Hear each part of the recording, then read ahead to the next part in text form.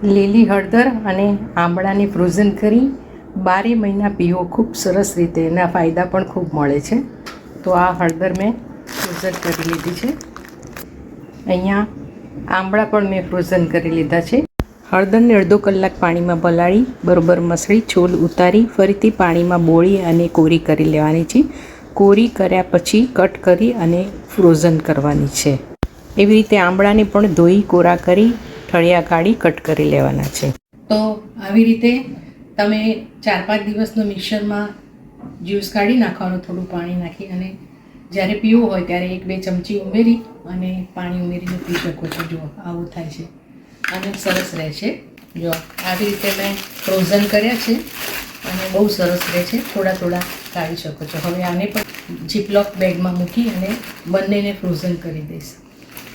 આંબળાનો શરબત, આદુ, તુલસી, પુદીનો. આ એક ગ્લાસમાં 1 મોટો ચમચો મેં ઉમેર્યો છે અને બાકીનું પાણી ઉમેરવાનું છે. Please like, share, subscribe, follow Maya Deepak 22. Thank you. Enjoy.